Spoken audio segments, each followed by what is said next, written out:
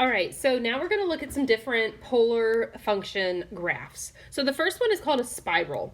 This is where you have a function that looks similar to this, where you have r equals some number times theta. And what it's going to do is it's going to make a small spiral or a really wide spiral, just depending on how big that number is in front of theta. So I went ahead and made a t-chart to plug in some different values. So I chose my thetas, and then I multiplied by 3 to get my r values. So on our graph, we're going to count by pi.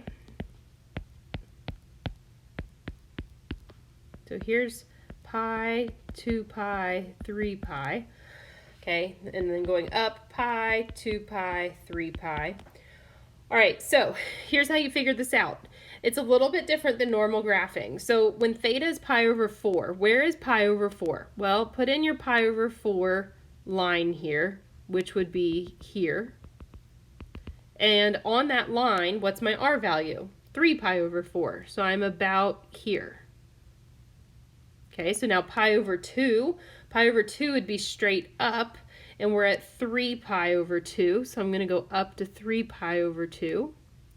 My next theta is pi, so remember that's to the left, and I'm at 3 pi, so that's here.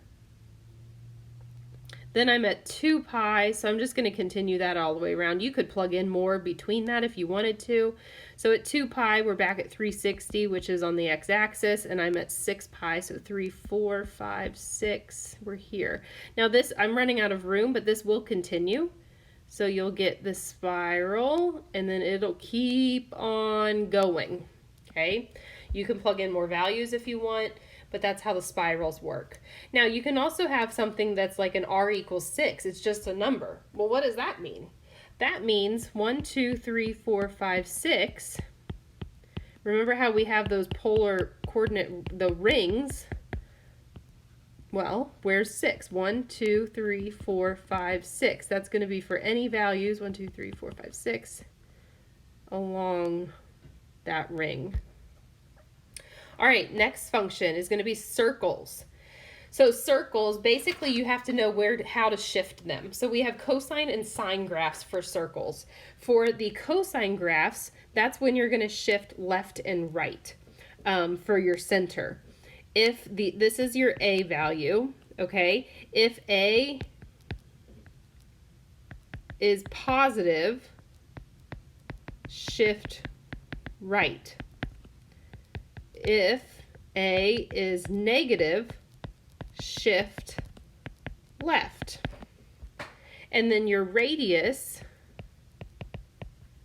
is half of a, which for this one would be 2. That's also your center, okay?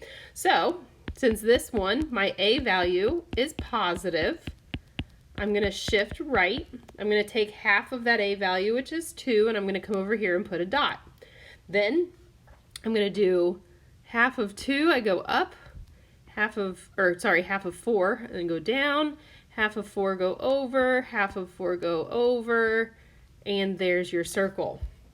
So same thing happens with sine, except now if a is positive, shift up. If a is negative, shift down. Okay, so for this one, a is negative, so we're going to have to shift down on the graph. How far down? I take half of a, which is 3. So I'm going to go down 1, 2, 3, put my point, and then do your radius, up 1, 2, 3, over 1, 2, 3, down 1, 2, 3, right 1, 2, 3, and make your circle. Okay? Now, this is probably the most confusing shape. There's actually 2 different types for it.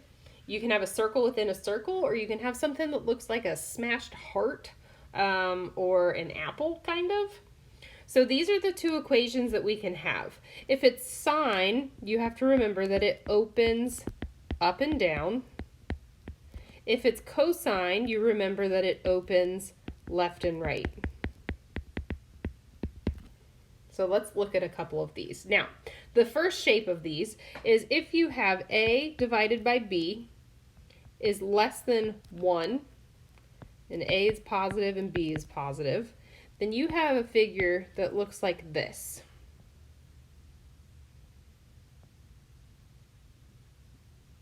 And you have a loop within a loop. Okay, this is a positive cosine graph because it's shifted, it opened to the right.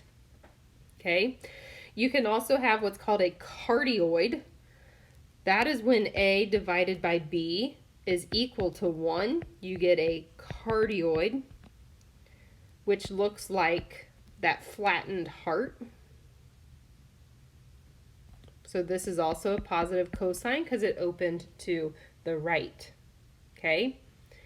You can also have a if 1 is less than A over B is less than 2, that cardioid is actually shifted where it's centered at 0. This is also positive cosine, just so you can compare the same graphs here. And then we have one more. If A over B is greater than or equal to 2, you have, it's almost like a circle, except one side's a little bit bigger, and it almost kind of flattens there. This is also a positive cosine. So figuring out what A over B is really important for these. So let's look at an example. Let's say we have R equals 3 plus 5 cosine.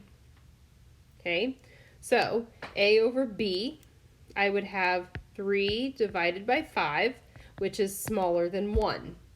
Okay, which means we have the loop within a loop. It's positive, so we open to the right. Now this is how you figure out where your points go. This is your next kind of form of notes here. For the center little loop, that's not what I wanted, iPad.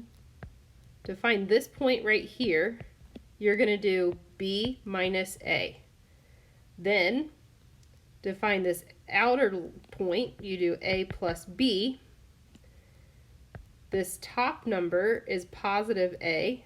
This bottom number is negative A. That's an A. And that's what gives you that shape. So, on this example, we have starting at 0, 0, there's our first point. Okay, my A is 3, so up 1, 2, 3, and down 1, 2, 3. Okay, B minus A is 2. I'm going to go over 2, and then A plus B is 8, so 1, 2, 3, 4, 5, 6, 7, 8.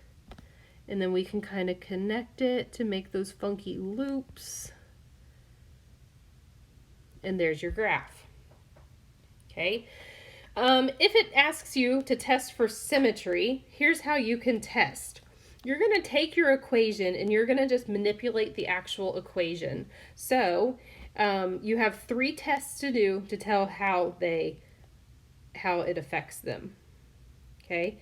If I take theta and make it negative, I can also do a negative r and a negative theta. And then I can also just do a negative r. And you see if when you plug things in, if it comes out with the same y values or r values as the original equation, then this would be true. So this one is kind of like the x-axis, except we call it the polar axis.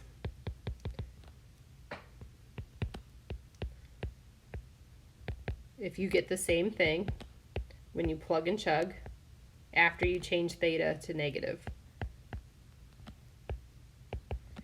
Okay, then the center one is when theta equals pi over 2. So pi over 2 is now our axis of symmetry. Again, if I make the r negative and the theta negative, if I get the same values for that t-chart, then this would be your axis of symmetry. Then we also have the negative r, so if I make the negative r, the r negative, if I get the same values for the t-chart, than the origin, or for us, we call it the pole, since this is polar, is the axis of symmetry.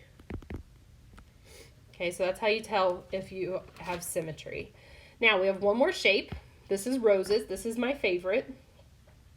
Okay, so we're actually making something that looks like this. It literally looks like a flower. Okay, to tell how many petals you have, you take this number in front of theta and multiply it by 2. So our petals for this one are 8. How do we figure out where to put these petals? We're going to take 360, since that's a whole circle, divide by 8, and that says every 45 degrees. So at the 45 degree marks, I'm going to put dotted lines in. And then how do you tell how big the petals are? That's from your A value. So we're going to go over 1, 2, 3, up 3, left 3, and down 3. And you're going to put a petal on each of the lines. So we have a petal here, we have a petal here, we have a petal here, here, here. I know mine looks really good. And here. And there's your rose.